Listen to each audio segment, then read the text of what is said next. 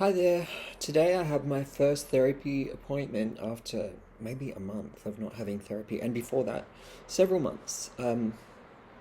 So therapy has really helped me, especially to get through complex PTSD recurrence and things like that due to life events. By the way, not related at all to gender and identity.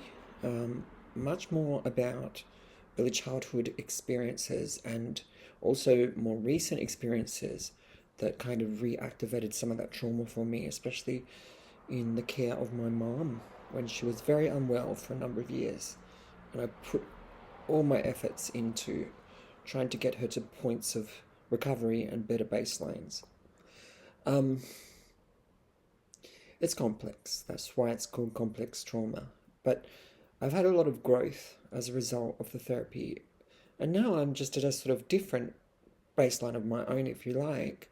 And so, that's allowed me to really shift gears and reassess a lot of stuff about myself, what's going on for myself and what kind of future I want. And in particular, I guess I was thrown into a new context or set of contexts of care, particularly as a result of my partner's own medical diagnoses and the sheer exhaustion of having to get through all those sorts of fault lines that we're both facing. So I don't know what we're going to talk about today in therapy, but my psychologist knows where I'm at now and supports me and always said, engage with this matter of your identity with curiosity, bring those different parts to the fore, give them permission, those sorts of things. Because we use parts therapy, we use EMDR as well. So it's less talk therapy and more like working through those particular modalities. But now and then we just have a conversation. Today I'm really tired. Didn't sleep fantastically. Did submit my documents for the inner city legal service. That's what it's called, by the way, for the change of gender marker. So let's see if they'll get back to me and offer me an appointment, because apparently the lawyer first has to assess the documents. So they have all the documents as far as I know now. So that's really good news. What else? I am overwhelmed with work, and I don't want to be in that state of overwhelm.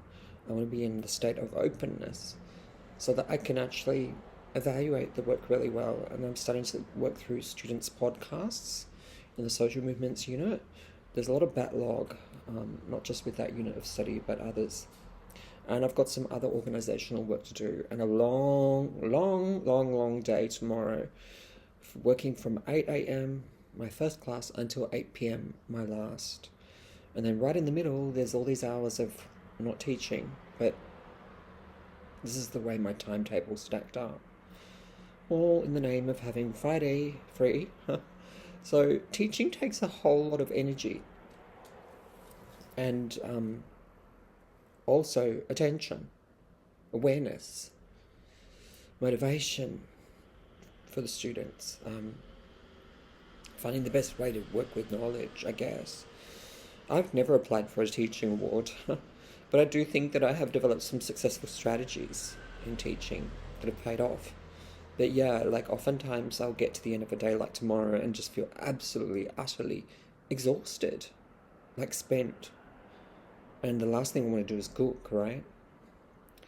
So I got to get back onto that later, and tomorrow's payday. So that's some compensation. I've got some debts to pay off though as well, including one where basically someone helped me out and I'd like to return the money.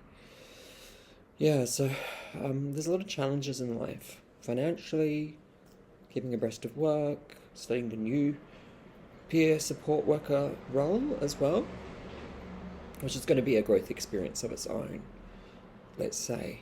And just sort of making good on all the commitments that I've made along the way, writing up papers, projecting ahead, planning for collaborative work, and convening things. This is why it's hard for me to sleep at times, because there's so much going on in my head. buzzing, buzzing, buzzing, and lately not sleeping very well, partly as a consequence of the jet lag. My tinnitus has sort of pumped up the volume. Yeah, so I've had tinnitus for a couple of years, and I've had it completely fully investigated. I have some partial hearing loss, just the high frequency end, and so that's probably what has kicked into gear, because it's the brain compensating for the hearing loss. It doesn't happen for everyone. It doesn't.